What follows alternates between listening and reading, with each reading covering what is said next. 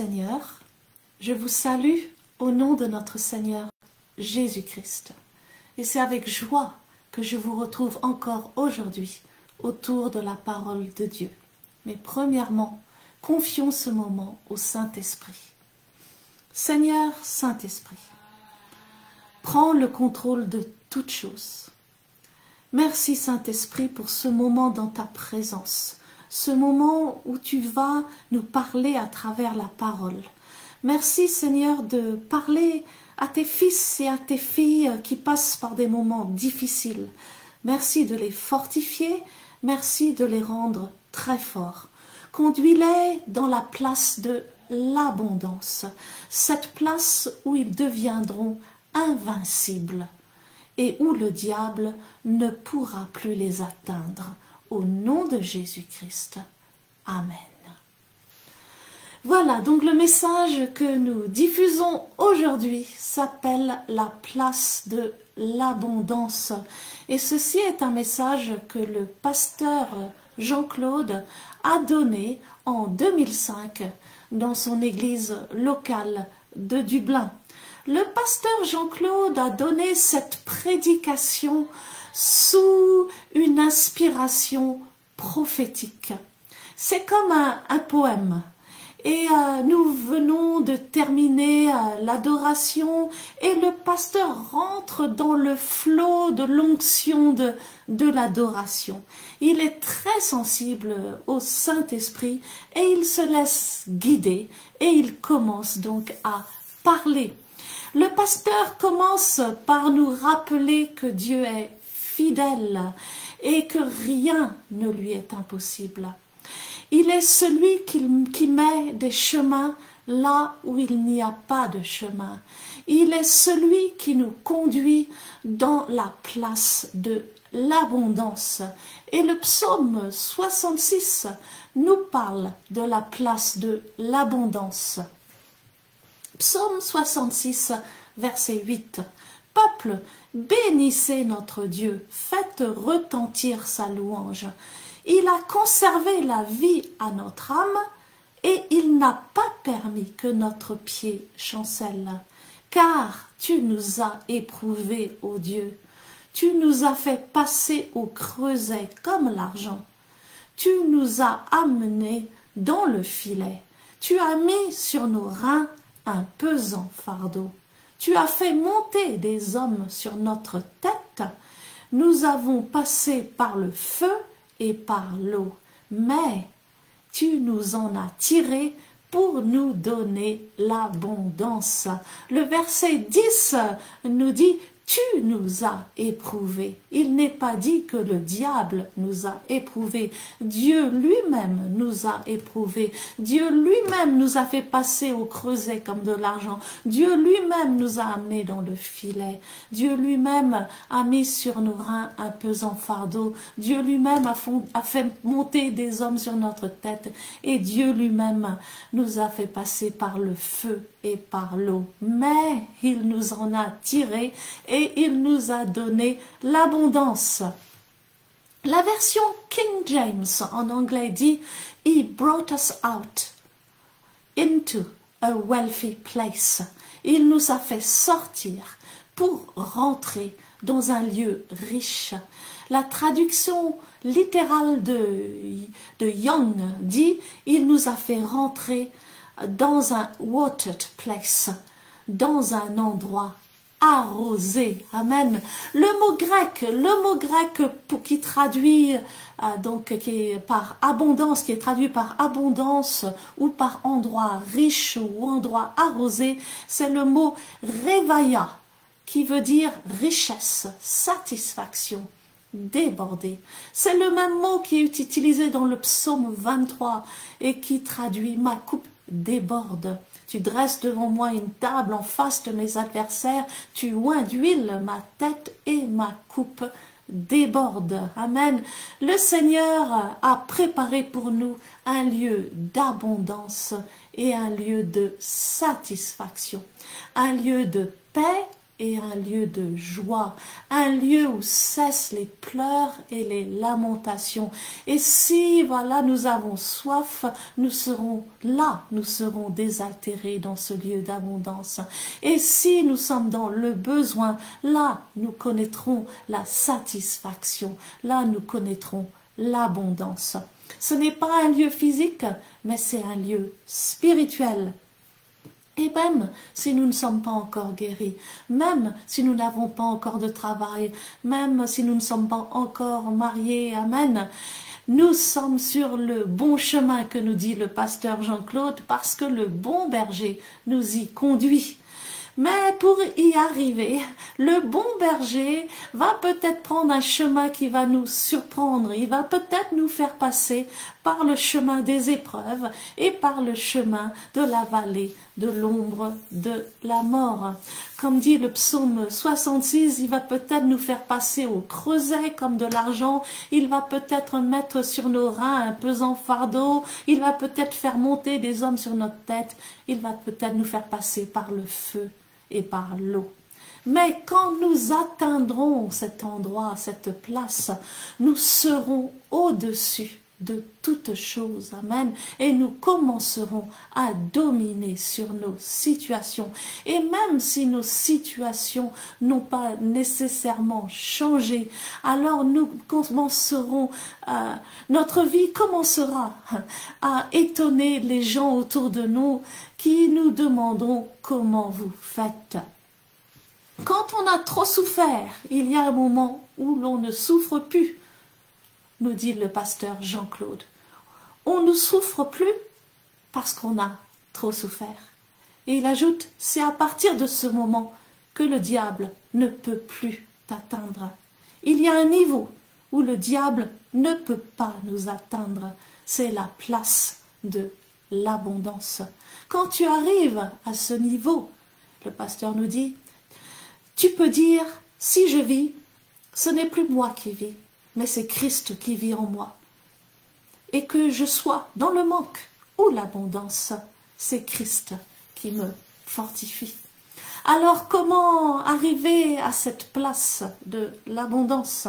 Après la mort de Moïse, alors que Josué s'apprêtait à rentrer dans la terre promise, dans la place de l'abondance promise au peuple juif, Dieu lui a dit dans Josué chapitre 1, c'est versets 7 et 8, il lui a dit deux choses. Premièrement, verset 7, « Fortifie-toi seulement et aie bon courage. » Donc premièrement, nous devons nous fortifier. Amen. Nous devons rester calmes et savoir qu'il est Dieu. Et deuxièmement, verset 8, « Que ce livre de la loi ne s'éloigne point de ta bouche, médite-le jour et nuit pour agir fidèlement selon tout ce qui est écrit, car c'est alors que tu auras du succès dans tes entreprises, c'est alors que tu réussiras. » Amen. La deuxième chose, amen, gardons la parole que le Seigneur nous a donnée, accrochons-nous à cette parole. Il nous suffit d'une parole.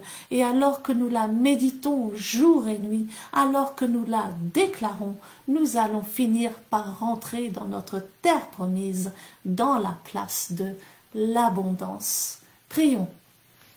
Seigneur, alors que nous nous apprêtons à écouter l'enseignement d'aujourd'hui, je prie que tu donnes à chacun une parole. Cette parole va les faire traverser les moments difficiles et éprouvants, mais cette même parole va les faire rentrer dans la place de l'abondance que tu as préparée pour eux. Au nom de Jésus-Christ. Amen. Que le Seigneur vous bénisse abondamment. Merci Seigneur, parce que tu es l'Éternel qui nous guérit. Merci parce que tu es l'Éternel qui nous restaure. Merci parce que tu es l'Éternel qui nous délivre. Merci parce que tu es l'Éternel qui ouvre les portes fermées. Merci parce que tu es l'Éternel à qui rien n'est impossible. Merci parce que tu es Dieu. Merci parce que tu es un Dieu qui fait toutes choses en son temps. Merci parce que ton temps n'est pas loin dans la vie de tes enfants. Merci parce que tu es fidèle. Tu es fidèle à tes promesses. Tu es fidèle à ton nom, sinon tu n'es plus Dieu. Tu es le Dieu de la fidélité. Seigneur, nous te rendons grâce. Comme l'a dit Salomon, il n'y a pas de Dieu plus grand que toi, ni en haut dans les cieux, ni en bas sur la terre, ni en dessous de la terre. Merci parce que tu es Dieu. Même si certains n'ont pas encore vu que tu es Dieu, nous te rendons grâce parce que bientôt ils diront que tu es Dieu. Dieu veut dire qu'il n'y a personne comme toi. Dieu veut dire que rien n'est impossible à toi. Dieu veut dire celui qui met des chemins là où il n'y a pas de chemin. Dieu veut dire celui qui réalise les rêves que vous ne pouvez pas rêver. Dieu veut dire, oui, il y a une solution. Dieu veut dire, la Bible dit, calme-toi et sache que je suis Dieu. Vous n'avez pas entendu. Calme-toi et sache que je suis Dieu. La Bible dit, Dieu n'est pas un homme pour mentir, ni le Fils de l'homme pour se repentir. Dieu n'est pas un homme. Dieu s'est fait homme, mais il n'est pas un homme. Parce que l'homme est limité, mais Dieu n'est pas limité. L'homme peut te tromper, mais Dieu ne peut pas te tromper. L'homme peut être infidèle, mais Dieu est toujours fidèle. Amen. Seigneur, merci parce que tu es Dieu. Calme-toi et sache que je suis Dieu. Calme-toi. Arrête tes soucis. Arrête de te demander comment tu vas t'en sortir. Alléluia. Quand ils sont arrivés devant la mer Rouge, ils ne savaient pas comment ils pouvaient traverser la mer Rouge. Moïse était menacé par le peuple parce que la Bible dit que les Égyptiens étaient derrière eux. Mais devant eux, il n'y avait pas de chemin. Ils voulaient lapider Moïse. Et Moïse s'est tourné vers Dieu. Et Dieu a dit à Moïse, pourquoi tu cries vers moi? Lève ton bâton et fends la mer. Ça veut dire le plus souvent nous crions vers Dieu, mais le bâton est déjà dans notre main. Dieu dit, lève ton bâton. Le bâton, c'est la parole de Dieu. Parle à cette situation dans le nom de Jésus. Parle à cette situation dans le nom de Jésus. Parle à cette situation dans le nom de Jésus. La Bible dit, quand il a levé son bâton, Dieu a fendu la mer. Moïse a levé le bâton et Dieu a fendu la mer. Moïse n'a pas fendu la mer. Moïse a levé le bâton et c'est Dieu qui a fendu la mer. Si tu parles la parole, Dieu va accomplir le miracle. Dieu attend que toi tu parles la parole. Pas que tu cries, pas que tu pleures, pas que tu te lamentes, pas que tu désespères, pas que tu changes d'église, pas que tu changes de Dieu, mais que tu parles la parole.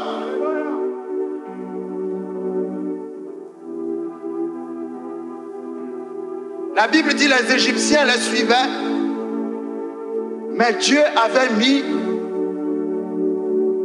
la nuée entre les Égyptiens et les Israéliens. Et pendant la nuit, la nuée devenait un pilier de feu. Et les Égyptiens ne pouvaient pas traverser ce pilier de feu. Alléluia. Dieu dit, ne crains pas, parce que je suis derrière toi. Même si tu vois l'ennemi te poursuivre, il ne peut pas t'atteindre. Parce que je suis le pilier de feu. Je suis la nuée derrière toi qui te sépare du monde des ténèbres. Ne crains pas. Ne crains pas, mais lève ton bâton. Lève ton bâton. Dans le psaume 66, à partir du verset 8, la Bible dit, peuple, bénissez notre Dieu, faites retentir sa louange. Il a conservé la vie à notre âme. Il n'a pas permis que notre pied chancelât. Car tu nous as éprouvés, ô Dieu. Tu nous as éprouvés, ô Dieu. Je parle à des gens qui sont dans des épreuves actuellement. Écoutez ce que dit la parole. Ils ont dit, tu nous as éprouvés, ô Dieu. Ils n'ont pas dit, ô Dieu, le diable nous a éprouvés. Non. Ils ont dit, c'est toi qui nous as éprouvés. C'est toi qui nous as éprouvés. Tu nous as éprouvés, ô Dieu. Tu nous as fait passer au creuset comme l'argent. Tu nous as amenés dans le filet. Tu as mis sur nos reins un pesant fardeau. Vous entendez? Tu as mis sur nos reins un pesant fardeau. Tu as mis sur nos reins un pesant fardeau. Tu as fait monter des hommes sur nos têtes. Nous avons passé par le feu et par l'eau. Mais tu nous en as tirés pour nous donner l'abondance. Amen. Non. Vous n'avez pas compris. Alléluia. Amen. Tu nous as fait passer par le creuset comme l'argent. Tu as mis des hommes sur nos têtes. Tu as mis des fardeaux sur nos reins. Nous sommes passés par l'eau. Nous sommes passés par le feu. Mais tu nous as emmenés dans un lieu d'abondance. Amen. Tu ne nous as pas emmenés au cimetière. C'est comme si on était sur la route du cimetière. Mais malgré les épreuves, nous sommes arrivés dans la place de l'abondance. Ça veut dire que quand ça chauffe dans ta vie, quand ça ne marche pas dans ta vie, c'est parce que tu es sur le chemin de l'abondance. Alléluia.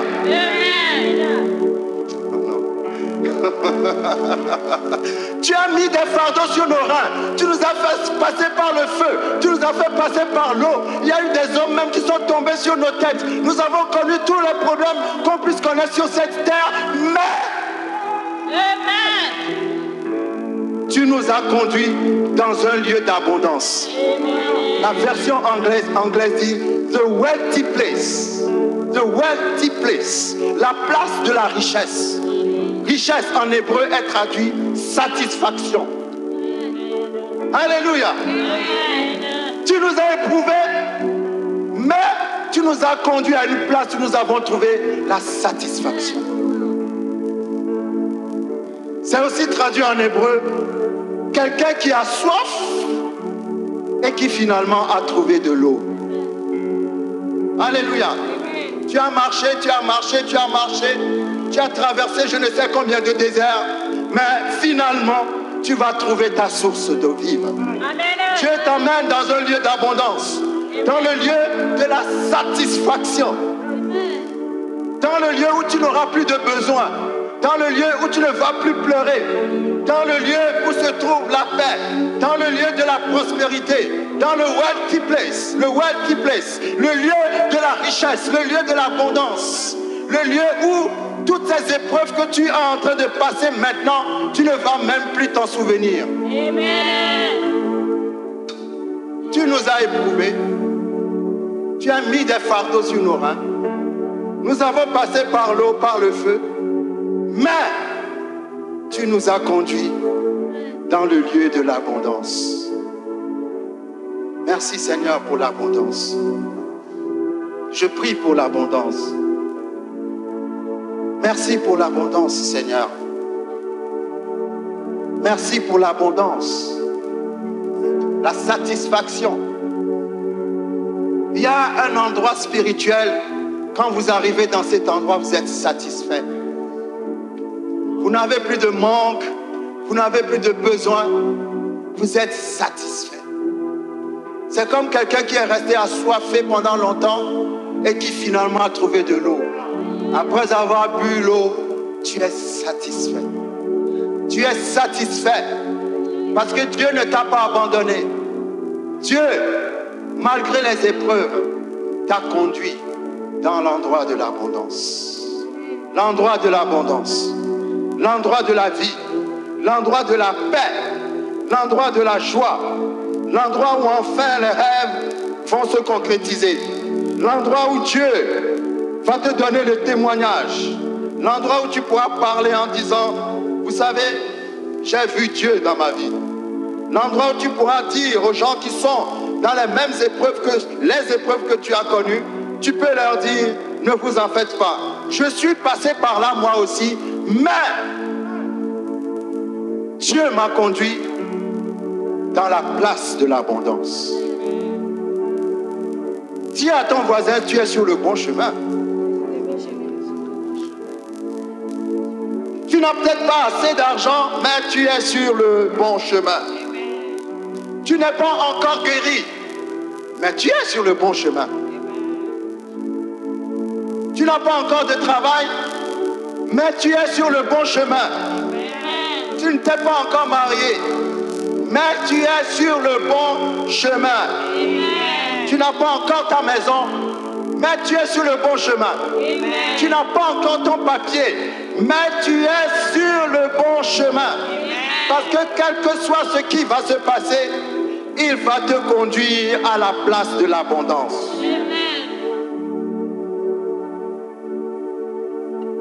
La place de l'abondance.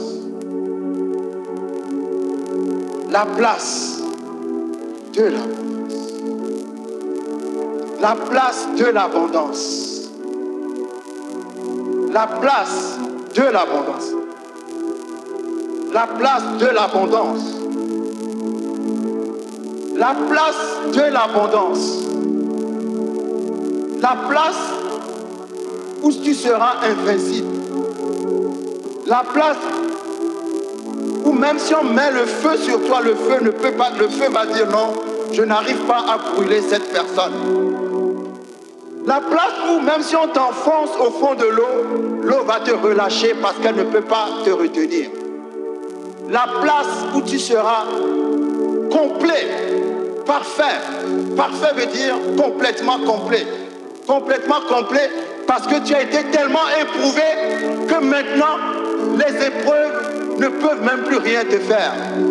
La place où rien ne peut plus t'influencer, où tu ne peux plus lâcher ta foi, parce que tu as vu Dieu, et quel que soit ce qui va se passer, tu sais que ce Dieu est toujours avec toi. La place où tu ne peux plus rien abandonner, la place où tu ne peux plus pleurer, la place où tu ne peux plus te plaindre, la place où, même si tu es dans le désert, tu sauras que tu es avec toi. La place de l'abondance, la place où tu seras invincible.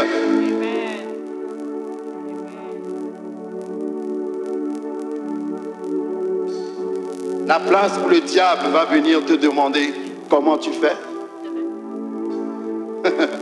Alléluia. La place où tu vas régner.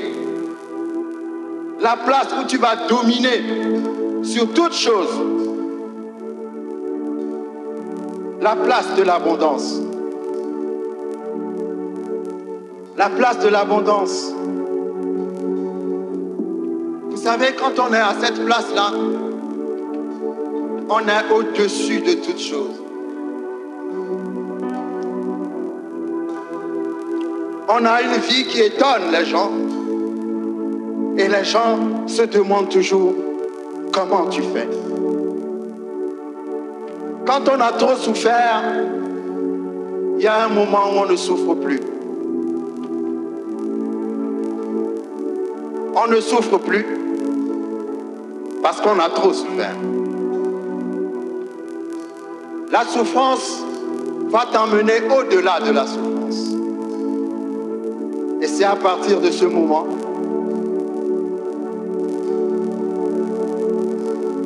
que le diable ne pourra plus t'atteindre. Il y a un niveau où le diable ne peut pas nous atteindre. Ce niveau, c'est la place de l'abondance. Quand tu arrives à ce niveau,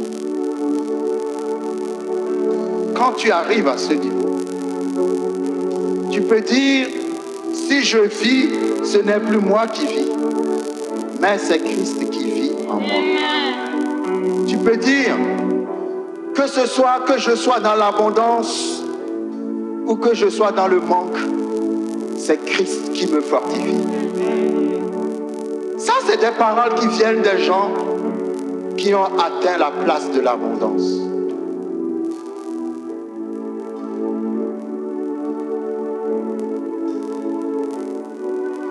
Dieu dit dans Lévitique 26,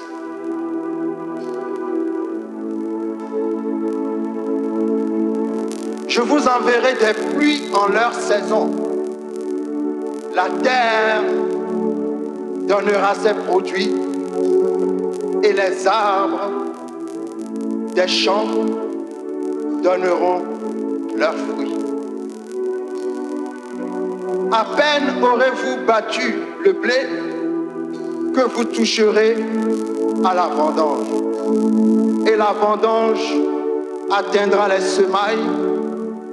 Vous mangerez votre pain à satiété et vous habiterez en sécurité dans votre pays.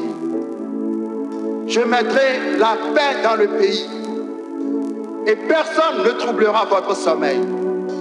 Je ferai disparaître du pays les bêtes féroces et l'épée ne passera point par votre pays. Vous poursuivrez vos ennemis et ils tomberont devant vous par l'épée. 5 personnes d'entre vous poursuivront 100 personnes et 100 d'entre vous poursuivront 10 000 et vos ennemis tomberont devant vous par l'épée. Je me tournerai vers vous, je vous rendrai fécond et je vous multiplierai et je maintiendrai mon alliance avec vous. Vous mangerez des anciennes récoltes et vous sortirez les vieilles pour faire place aux nouvelles. Quand vous allez récolter, ce que vous allez récolter n'aura pas le temps de finir que les nouvelles vont arriver. Amen. Amen. Non, il a dit, vous allez sortir les anciennes récoltes pour accueillir les nouvelles récoltes. C'est pas que vous allez manger les anciennes récoltes jusqu'à quand ça va finir, vous allez encore commencer à jeûner pour qu'il y ait des nouvelles. Non, les anciennes récoltes n'auront pas le temps de finir quand les nouvelles vont arriver. Amen.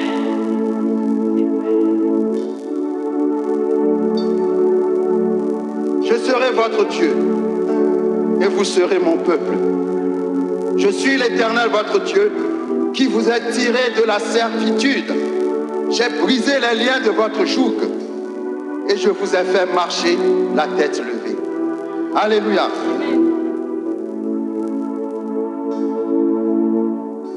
Dieu dit dans le psaume 91,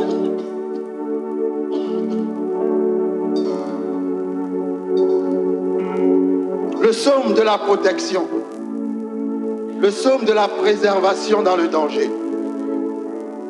Dieu dit, aucun malheur ne t'arrivera, aucun fléau n'approchera de ta tente. La tente, c'est la maison. C'est là où tu demeures. Dieu dit, aucun malheur ne t'arrivera. Répétez avec moi, aucun malheur ne m'arrivera. Vous savez, quand vous répétez, je sens qu'il n'y a pas la foi dans ce que vous dites. Aucun malheur ne m'arrivera.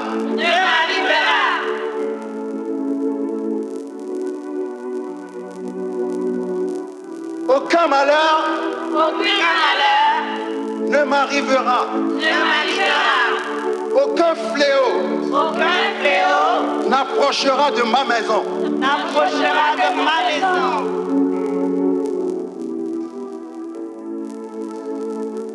Vous savez qu'actuellement dans mon pays, ça ne va pas.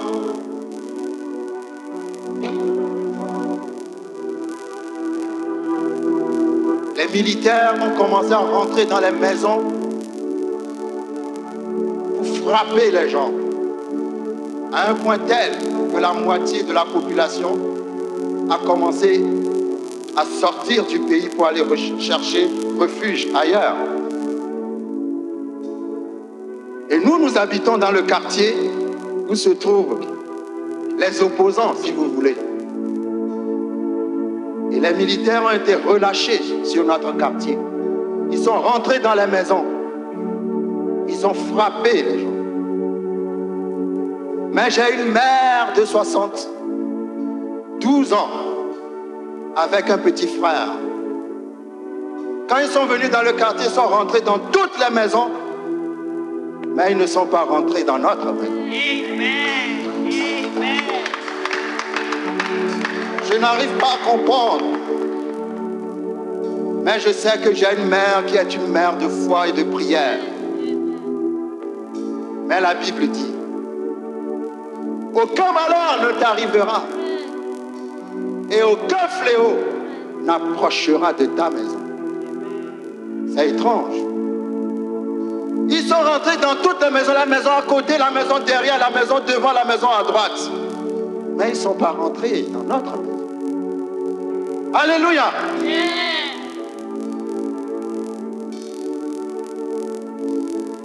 Que la parole de Dieu soit une réalité dans notre vie.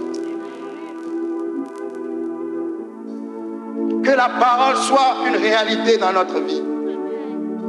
Jésus-Christ a dit, je suis le chemin, la vérité et la vie. Une autre traduction dit, je suis le chemin, la réalité et la vie. S'il n'est pas ta réalité, il ne te donnera pas la vie. C'est ce que ça veut dire.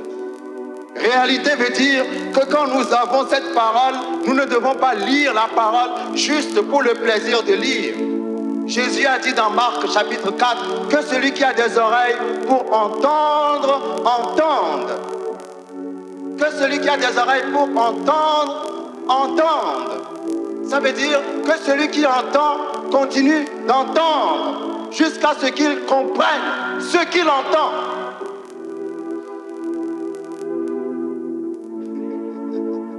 Alléluia. Non, il ne s'agit pas d'entendre et de répéter. Non, il faut entendre, continuer d'entendre jusqu'à ce que tu aies compris ce que tu as entendu. Parce que si tu n'as pas compris, tu es encore dans l'erreur. Mais si tu as compris, tu ne peux pas être dans l'erreur. Vous savez, je pensais à quelque chose. Vous achetez une voiture toute neuve.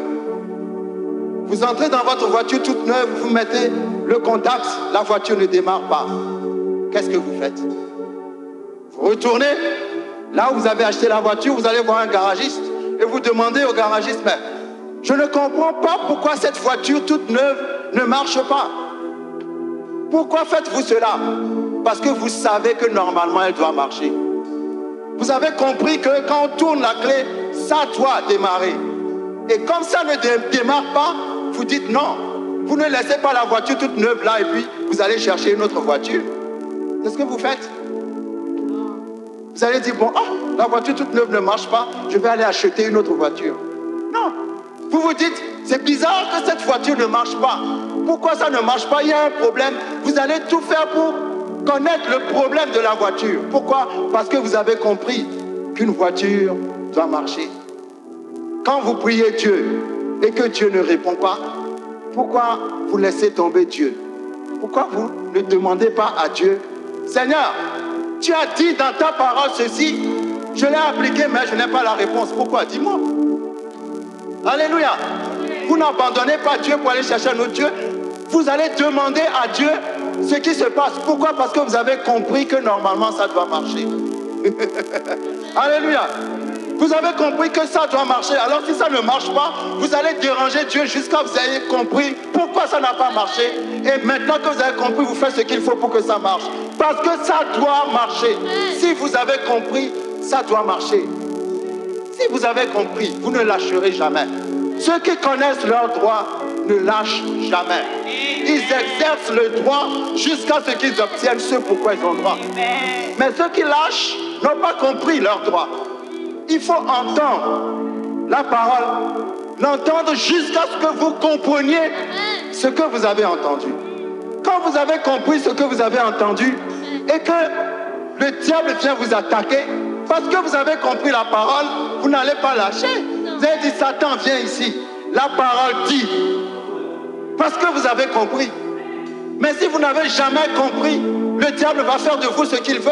Il va vous amener là où il veut. Vous allez le suivre en pensant que c'est la volonté de Dieu, alors que c'est la volonté du diable. Parce que vous n'avez pas compris. Il faut comprendre la parole. Depuis un certain temps, Dieu m'a déjà convaincu. Vous n'avez pas besoin d'entendre beaucoup de paroles. Vous avez besoin d'entendre une seule parole. Alléluia. Mais quand vous entendez cette parole, méditez sur la parole que vous avez entendue. C'est quand vous méditez, qu'est-ce que Dieu a dit à Josué? Médite jour et nuit sur ce livre. Alors tu auras un bon succès. Alléluia. Il n'a pas dit entends seulement les paroles. Parce que quand tu entends, tu n'as pas encore compris. C'est quand tu médites ce que tu as entendu que tu commences à comprendre. Dieu m'a dit que si je suis en Christ, le diable n'a pas d'autorité sur moi. Pourquoi est-ce que le diable a de l'autorité sur moi? Est-ce que c'est parce que j'ai fait quelque chose?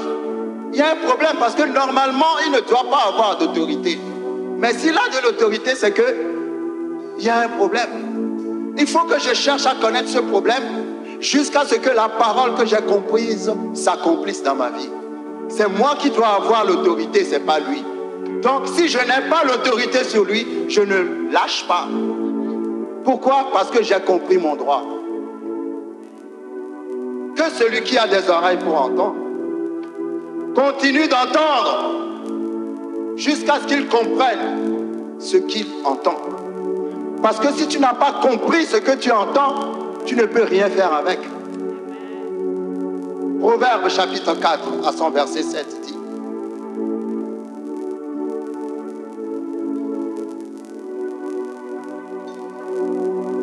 Proverbe chapitre 4 verset 7. Voici le commencement de la sagesse. Acquiert la sagesse. Et avec tout ce que tu possèdes, acquiert l'intelligence. La version anglaise dit: avec tout ce que tu possèdes, acquiert la compréhension. La compréhension. La compréhension. Il faut comprendre. Quand on a compris, on ne lâche plus. Si je lâche, si j'abandonne, c'est que je n'ai rien compris. Alléluia. Nous allons apprendre tous les dimanches à partir avec une parole Réma. Et notre travail dans la semaine, c'est de méditer sur cette parole.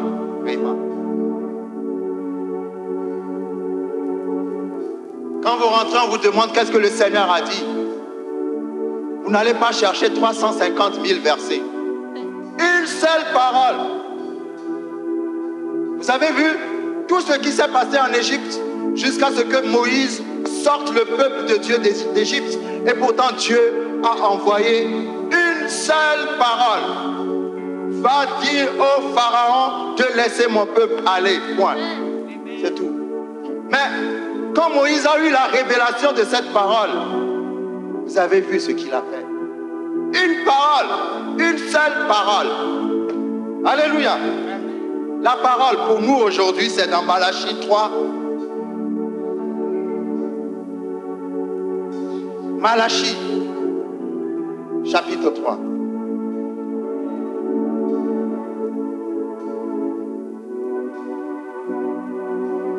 Malachie, chapitre 3, verset 11.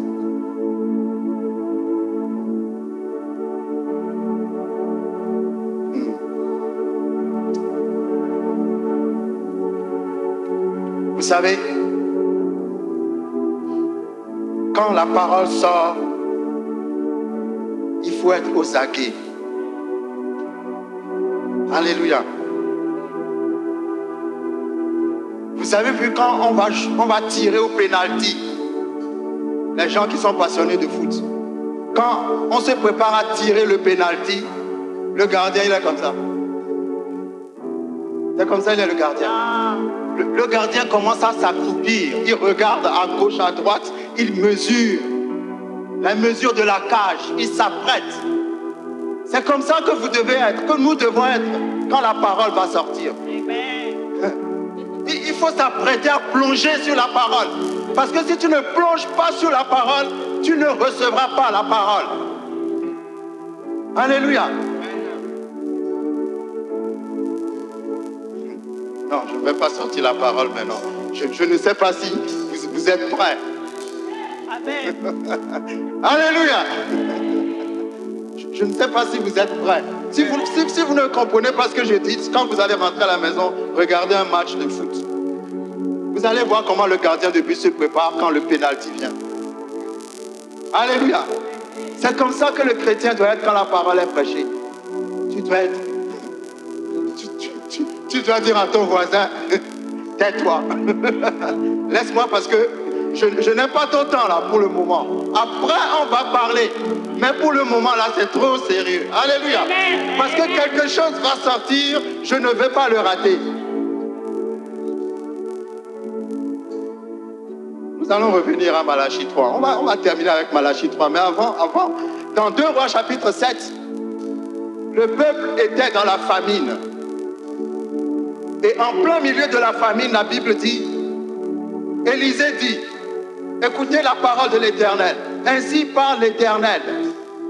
Demain, à cette heure, on aura une mesure de fleur de farine pour un cycle et 2 mesures d'orge pour un cycle à la porte de Samarie.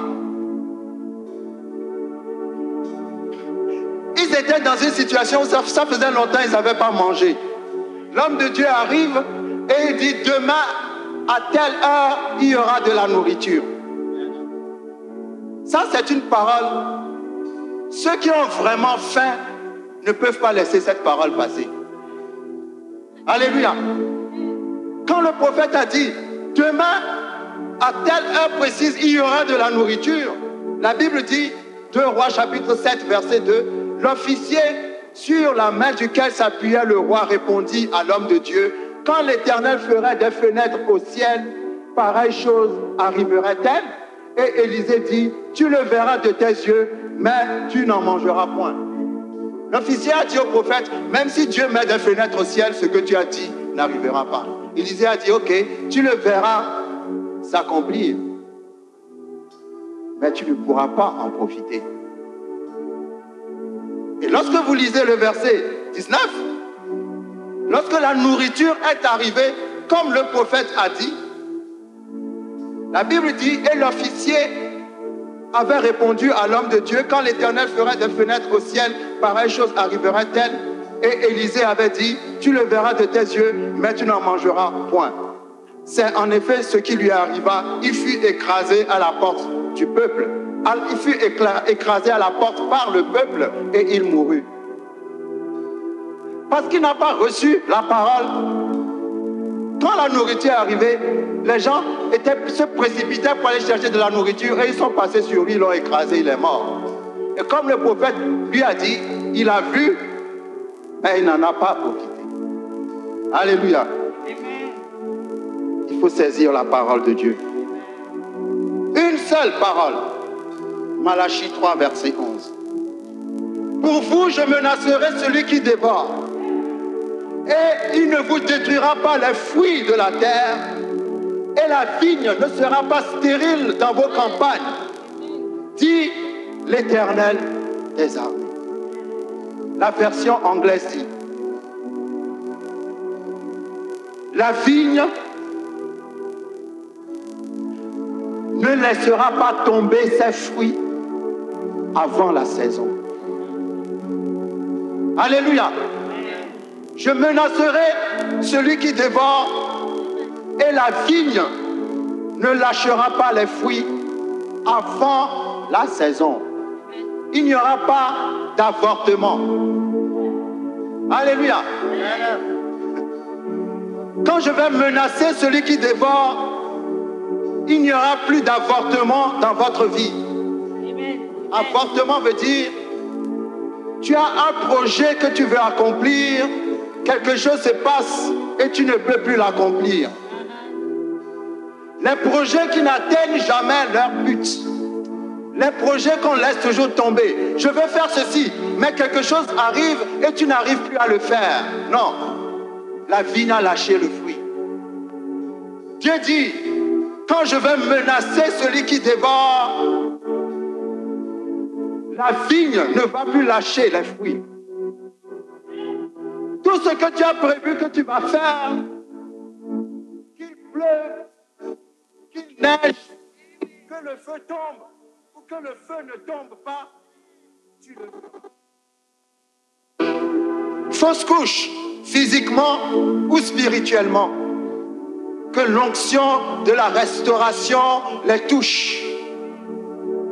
Et que Malachie 3:11 devienne une réalité dans leur vie. Parce que tu as dit que tu vas parler à nos vignes. Tu vas parler à nos rêves. Et tu vas leur dire de ne plus jamais lâcher les fruits. Tu vas leur dire de s'accomplir en leur saison. Et que plus rien ne soit un blocage dans les projets de qui que ce soit. Merci pour les visions que tu as mises dans le cœur de chacun. Je prie pour les visions, Seigneur. Que les projets, que ces visions ne s'avortent pas au nom de Jésus. Quels que soient les plans du diable, quels que soient les plans de l'ennemi, que ces visions ne s'avortent pas au nom de Jésus. Quel que soit ce que les gens disent pour décourager, quelles que soient les difficultés par lesquelles nous sommes en train de passer, que les projets que tu nous as donnés ne s'avortent pas au nom de Jésus. Au nom de Jésus.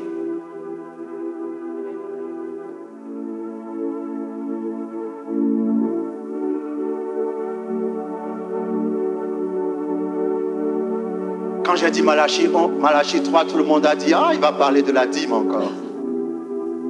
Alléluia. Mais c'est fort cette promesse de Dieu. Cette promesse est liée à la dîme.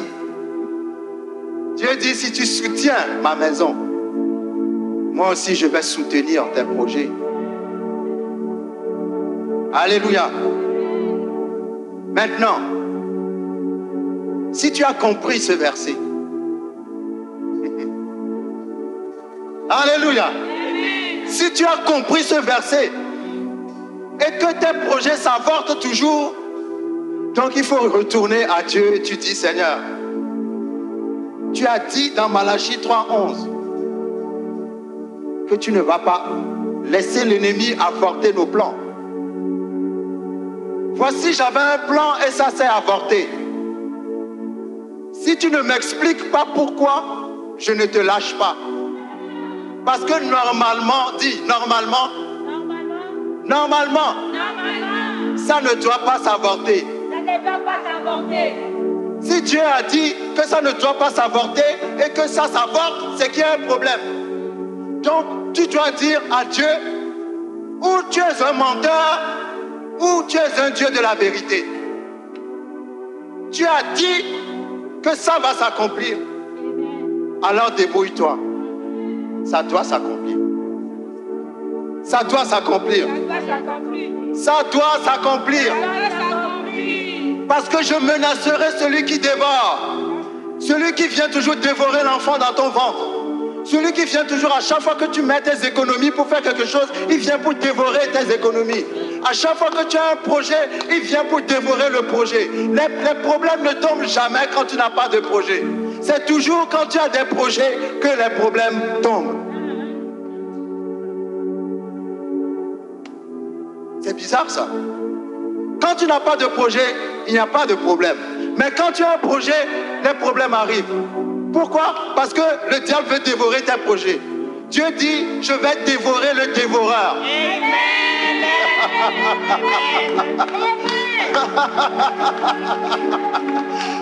Alléluia. Je vais dévorer le dévoreur. Je vais dévorer le dévoreur. Je vais dévorer le dévoreur.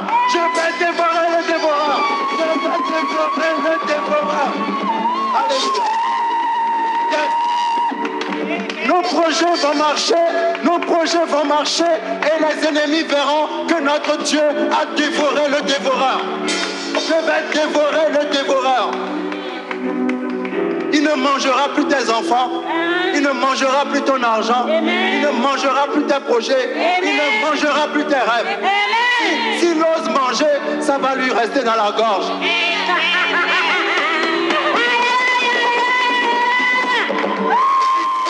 Il sera obligé de vomir. Il m'a dit non, cette fois-ci je ne peux plus prendre. Merci Seigneur. Merci pour ta parole Seigneur. Père, je te bénis pour ces moments que nous avons passés avec toi. Merci parce que tu vas dévorer le dévoreur. Et que tous les rêves, tous les projets que nous n'avons jamais vu s'accomplir vont s'accomplir dans le nom de Jésus. Seigneur, je prie cela dans la vie de tout un chacun. Tous ceux qui ont des visions de ministère, tous ceux qui font des business, tous ceux qui ont des projets. Seigneur, que leurs projets fleurissent en abondance, Seigneur. En abondance. En abondance, Seigneur. Que ton nom soit glorifié. Dans le nom de Jésus. Merci Seigneur. Merci Seigneur. Merci Seigneur pour ta parole.